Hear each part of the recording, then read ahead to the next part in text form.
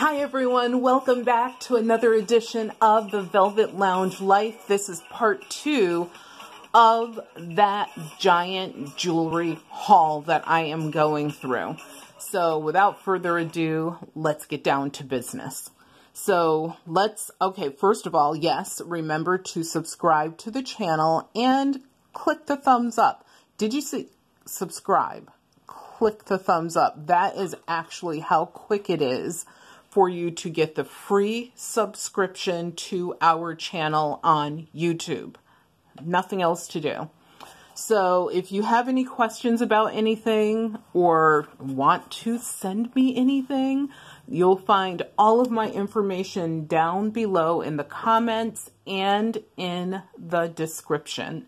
So like I said, without further ado, let's get into this so we can finish this lot during this video. So in here, there's, like I said, in this lot, there's several watches. This is a waterproof quartz by Tech, T-E-C. I know nothing about them. I don't know if this is a great watch or a crappy watch, or I have no idea.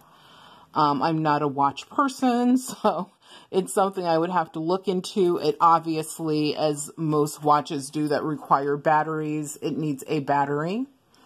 And when you're in the reselling business, you should always have a bunch of batteries so that if you do have something good that's worth putting a battery in, you can do that and quickly get it sold. And also you'll be able to add in the cost of the battery and get an idea if it's worth reselling or not as a single item. So this is something I will look into a little bit more since I know zero about watches.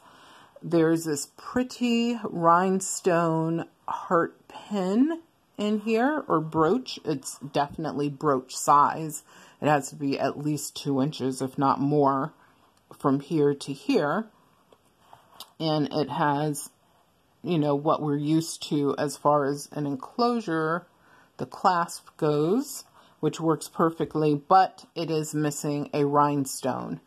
I actually have a supply of vintage rhinestones that I recover from other pieces of jewelry, and I've been doing that for years. So I already know that I have a rectangular one that will fit in here perfectly. And the reason that this is worth restoring is, once again, as I said in the previous video, you need to look at how the stones are set. These are placed in, and they have little claspies that'll hold the stone in. Now, if it's missing the clasp, you might be able to get away with gluing it in. You might not. Obviously, if it's a glue in, then you need to have the best jewelry glue, the same that a jeweler would use when making these costume jewelry pieces. So you can't use Elmer's glue, for example, or what was that glue?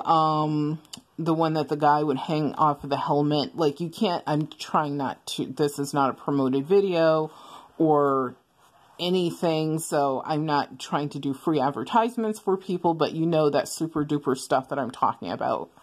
So anyway, this is one that might be up for repairs, so I put that to the side. And this is what I call a quick sort. So sorting now, you definitely have to go back and look at everything. At least 2. We always look at things 3 times. But if you only look at them the first time, you are definitely missing things. Like, this is pretty freaking awesome. You would put pictures in here of your loved one. You could even have an engraving on this side. I have no idea what this means or what this signifies.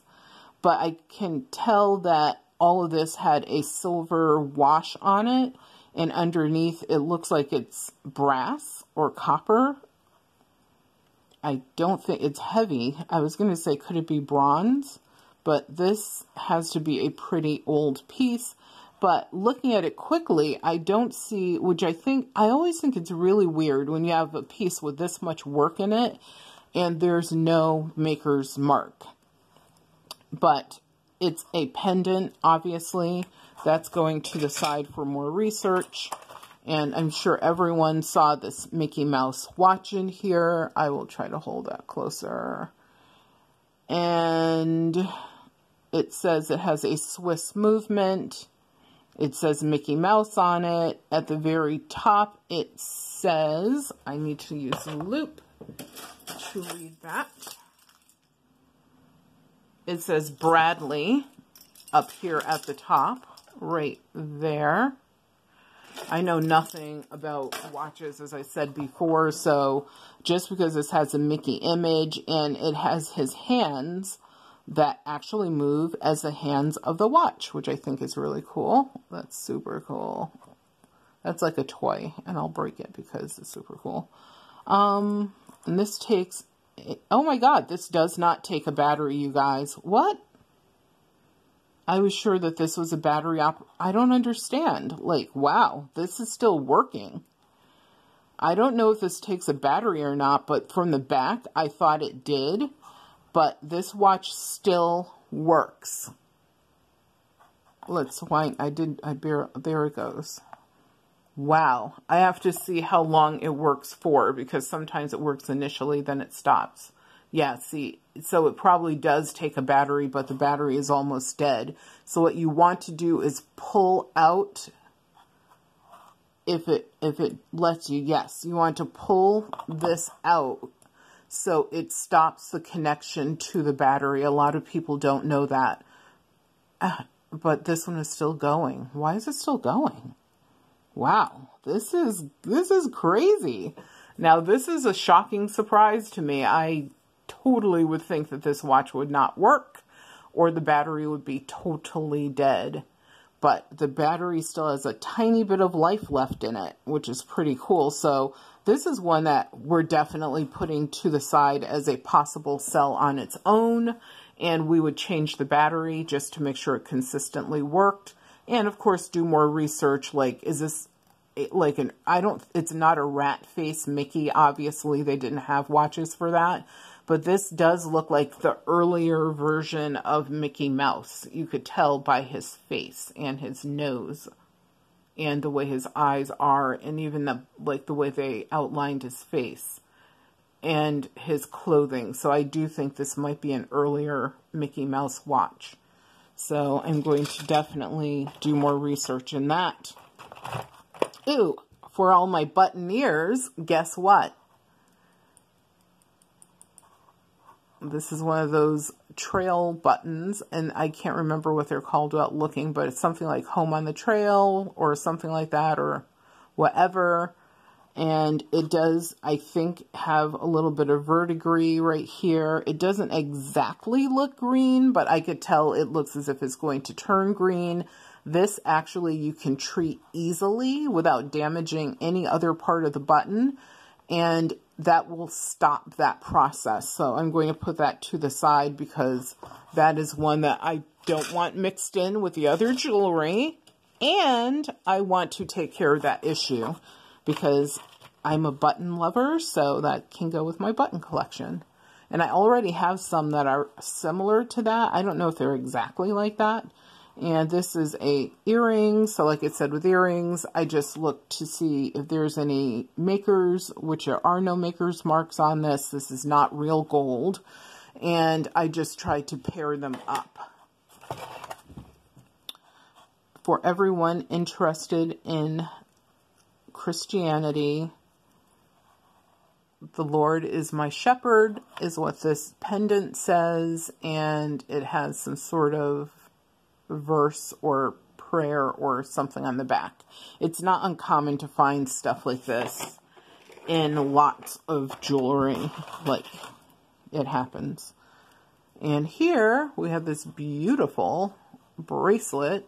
I love the way that I just love when like the links are so different than just the traditional stuff like herringbone or whatever. And now what I'm looking for is to see if this has any silver marks on it. It seems like it's silver, but it does not seem like it's silver. And I just found the silver mark. It looks like someone tested this. You could see it right there at one point with acids. But right here, it proclaims to have a 925 and some sort of maker's mark above that. So let's take out the old magnet and see what happens. stop it from swinging. It has 0 magnetism. Let's check the clasp. And that has 0 magnetism, so I am pretty sure. And one of the other things I like to do is I scrape my magnet along the necklace or the bracelet or whatever it is I'm testing. And then I will see, like, notice how the non-real stuff, like, immediately attaches. So that just to test, and then I go back and I try it again just to make sure there's no connection. And there is 0 connection with this, so this is going in our sterling silver pile. And this is pretty weighty. So my thought is, actually, why think about it? I have a scale. Let's see how much it weighs.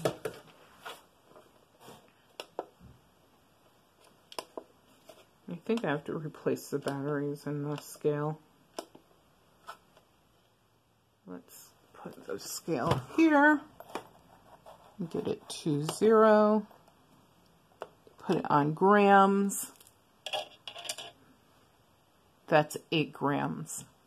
And silver is going for 78 cents a gram. So that gives you an idea. Wait a minute. I just saw something. Remember that other earring? Wait a minute. Where are you? There is a match to it. So now we have a match for the earrings, the sterling silver earrings that have a maker's mark. Where's the other one? Hey, I have to show you guys because I'll have that person who's like, no, that wasn't a match. You just said it was a match.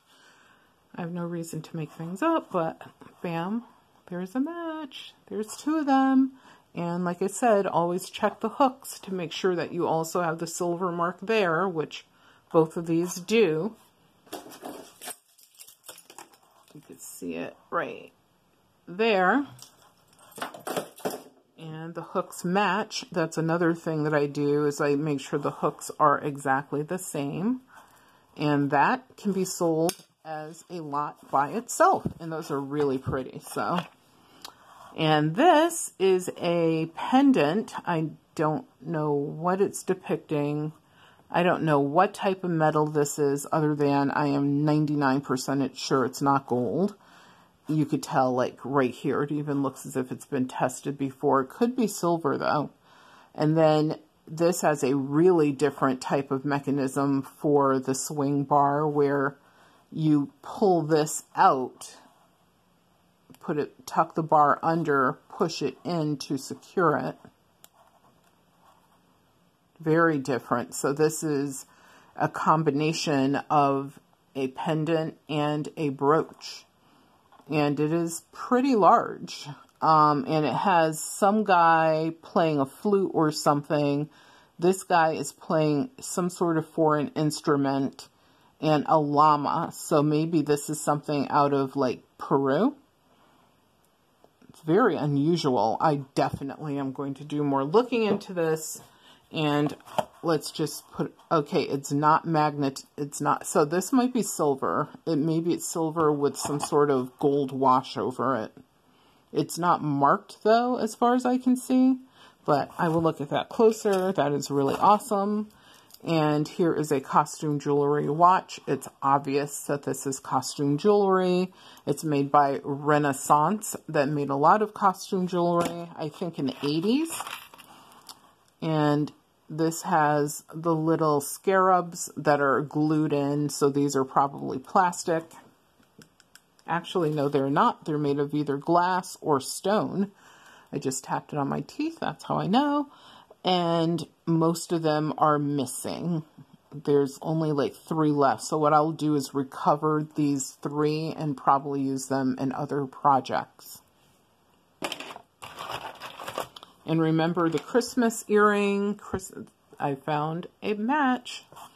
So putting that over in my junk costume jewelry pile.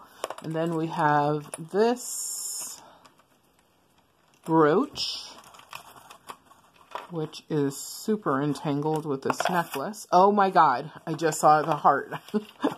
I threw the necklace on the side, and guess what? Those earrings actually have a match.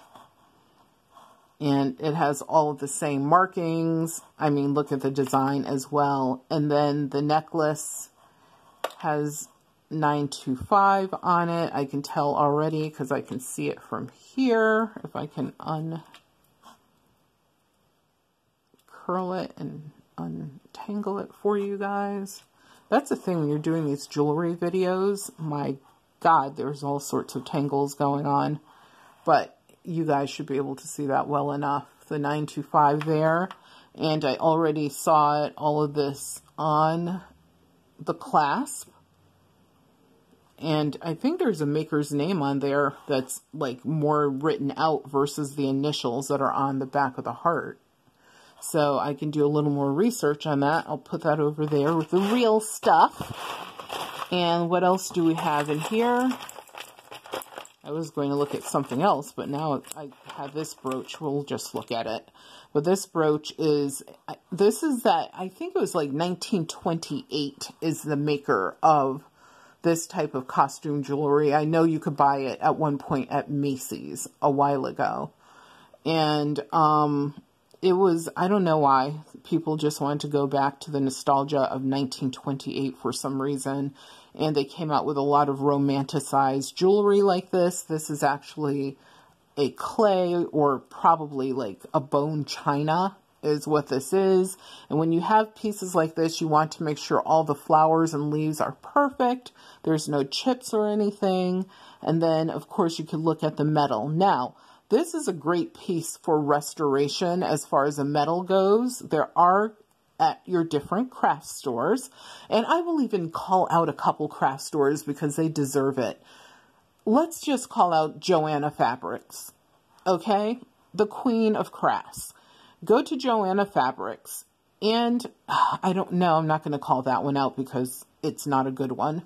But go to Joanna Fabrics, and or there are places online that you could buy the silvering or the gold like leafing that you could put over this metal and make this look almost brand new and definitely resellable. And it would only cost you pennies to do that. So if you're into restoration, that's another great reason to buy junk lots of jewelry. So, you know, it's fun. It gives you something to do. And also in the meantime, maybe you'll make some extra money for your family. And look at this giant, chunky costume jewelry from the 1970s with a long, long chain on it. And obviously now we use lobster claw, which is what we call them here in New England anyway. Hello, we're New Englanders. We have to talk about lobster. But now you could date this partially because of the clasp. They know nowadays they really don't use clasp like this. And also just the chunkiness of it. And this weighs, I don't know how much this weighs. This is not real gold or silver or anything. It's definitely costume jewelry. This has to be from either the late 60s or the early 1970s. So this is something you would definitely sell on its own. There are a lot of retro vibers out there, as I call them. Yes, people, retro vibers. I think you need a little disco. Okay, that's enough. So next, and so those retro vibers are looking for things like that, authentic of the era. And you would think that, oh, are those people in their 60s? No, those are people in their like 20s. And designers and television shows that need things for costuming, etc., or plays or whatever. Yes, folks, people are still filming television shows. Obviously, the theaters are definitely suffering right now. But I do still, you know, have things that I look at to see if they're jobs that I'm willing to take or not. And there's one that I'm hoping to get and be a regular on. And I'm still waiting to hear back from them. But, yeah, the television industry and movie making is still alive and well. So they do need props. They do need things for costumes. So when you find those vintage pieces you definitely, you know, don't want to just throw them to the side and, you know, just think they have zero value or very little, because that's what happens. A lot of people are like, oh, it's not gold, it's not silver, it's not platinum, so who cares? Dude, hello, folks care. So this looks as if it's silver, like those silver beads, but I'm not sure. So once again, I'm going to take out and like when they have silver beads, look at them. They're so small. There's no way to put a hallmark on these. So you have to test them, like I said, first. And this is actually real silver. First, you want to test it with your magnet. And then the other thing you should do as a backup is, okay, so the clasp is not real, but the necklace is. Yeah, the necklace is, but the clasp isn't. And obviously, these are those rose cut, or not rose cut, but the rose. They almost look rosy, but they're so light. You would think that they were almost white, but there is a tint of that rose in there. So these are that semi-precious stone. And let's check the bead. So this bead is real, but this little one is, I don't know, the little one is questionable. Okay, the big bead is not real, but the little bead is real. So that's another thing to look out when you're doing this, is like parts of things will be real, like as far as the precious metal, and parts will not be. Now, what would you do with this? Tell me what you would do with it. And note that down below in the comments. Okay, so what I would do with this is, honestly, which is what I always do, is I would put this with my junk jewelry lot. The reason why I put it with the junk jewelry lot is it is okay for someone to find an extra treasure in the junk jewelry. So why not let them find that bit of silver that's, you know, connected to that necklace. And this, I just quickly, when I picked it up, I saw this right here. I don't know if it'll come in clear on the camera or not. And the loop might help. Let's see. But I think it says 925 right there. And let me put my eye close to it, and it does say 925. And I noticed in here there's 3 more pieces. I thought there were 2 pieces, but there's 2 earrings, which are part, obviously, they're a couple, and this pendant. So obviously, look at them. They're the same. They're supposed to be together. So what I'm going to do also is check the hook in the earring. So one of the quick ways to check a hook in an earring, there's a couple. One, if it's flat like this, the marking will be on the flat part. So that's the first thing. And this actually does have a 925 marking right there. If it's not flat, if it's all rounded like this, you run your nail along the back, the front, and the sides. And if you feel a roughness, then that might be where your silver mark is. So you definitely have loop so that you can look at it to see if you can see it. However, this maker was very generous, incredibly nice, and they put the marking where we can easily see it right here. So there's a mark here, there's a mark on the back right here on this earring. And now what I would do is still take my magnet, and this is not real silver, folks. You know why? That's why. If it was real silver, there would be no magnetism to it at all. So when you're buying jewelry from television, some kind of store vendor that is not, let's just say Macy's, JCPenney, Sears, Michael's Jewelry, Every Kiss Begins with K, the list goes on and on. There's a bunch of like legit jewelers out there. Even them though, test it. bring that magnet with you along with a loop. And if this happens, leave the store, because they are crooks and criminals ripping you off. As a matter of fact, they should be reported to the federal government, because it is a giant crime to represent something as one thing when it comes to precious metals, and it's actually something else. And look, even the hook is not real. So that is why you have to test your items. You can't just make an assumption, and you cannot plead ignorance either.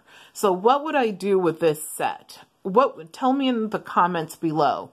What would you do? What I would do is sell this set as costume jewelry. And in my description, I would note that each piece is marked 925, including the hooks. However, I don't believe that these are real gold. I'm sorry, that these are real silver. And you would also, if you want to, of course, it's up to you, but I would disclose that they were tested so that, you know, no one is feeling as if they're getting tricked or bamboozled. And this is I don't know what this means. Survival, the Trader, New York City. My assumption is this is some store in New York. I will look this up, believe it or not. Old vintage pinbacks of cool old ass stores that are no longer in business can sell on their own. I know, it's weird, so you want to check that. I don't know what this is, but this will make a good bit or bob for the worldwide charm string project that I'm working on. And it's definitely not real gold. I think this is like just lucite plastic, I can tell, so I'll put that to the side. And that is one of the things I do, is I look for items that I can add to my charm strings. These are some costume jewelry earrings, and they already work together, which is cool.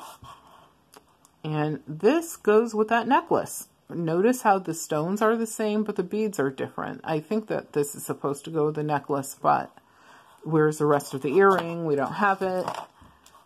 Some sort of weird watch that doesn't even have a maker's name on. Oh, yes, it says Unitron. I know nothing. But it's also in very rough condition. Ooh, look at this pin. This brooch, this bar brooch is what it's called when you have these long, thin, elegant brooches that appear to be from the 1920s, aka the Renaissance period. They're called bar brooches, and this one has black onyx in it. This one should be tested to see if it's silver, but I don't believe it is. I think it's a retro remake because of the pin on the back, and the pinning mechanism has definitely zero age. And I see no silver marks, so I'm pretty sure this is just a piece of costume jewelry, but it is a nice piece of costume jewelry. And then we have this necklace. And these are not real sea pearls or sea beads or whatever. They're definitely plastic. And here is a tiny sterling silver unicorn, which is really cute. It actually says 925 on the back. Put that with our silver. And funny is when you start going through jewelry, you'll know like a lot of things like immediately. Like I knew this was Napier because I had a glance. I could see their cartouche on the back with their name on it. And these, once again, you want people to have some name brand items in your junk lot of jewelry. So I put those over there. A clamper bracelet. The cool thing is the cartouche has not had an engraving on it. So someone could actually buy this. They could even like have it re-gold, you know, the silver re-added or gold added or copper or whatever. And then they could actually carve this and it still would make a great gift for someone. And this watch, which is very strange, it has zero, like the watch part is gone, but this is a bracelet. So I don't know if this is supposed to be like for a replacement or if the watch is just missing. I have no idea. And there's a coin in here that has a hole in it, and it has a sickle on it from Soviet Russia right there. It's probably a kroner, and it is a kroner 1969. Or is that 1960? And this is nothing. Some earrings, but look how worn the backs are. Remember to do me a favor before the video runs out. Subscribe to the video, to the channel. Give this video a thumbs up. Leave any questions down below. And this is what we have left. So we got through, and this necklace is another one that's from the 1970s. Or very late 1960s. So this is a nice one to sell on its own as long as it's not broken. And the rest is really just little junky things that are left. So thank you guys so much for subscribing to the Velvet Lounge Life. If this E did not have a break in the enameled pieces, authentic ones sell really well. But this one has a break. But remember to subscribe to the Velvet Lounge Life. And remember that your health is your wealth, and without your health, you have absolutely nothing. So please take care of yourselves, and thank you guys so much for tuning in. I hope that you like this video. I have another one coming up with a new bunch of jewelry that you guys will hopefully really enjoy, because that is not, it was sold as something that was not a junk lot. So it was actually something that we picked up that's supposed to be a good lot of jewelry. So thank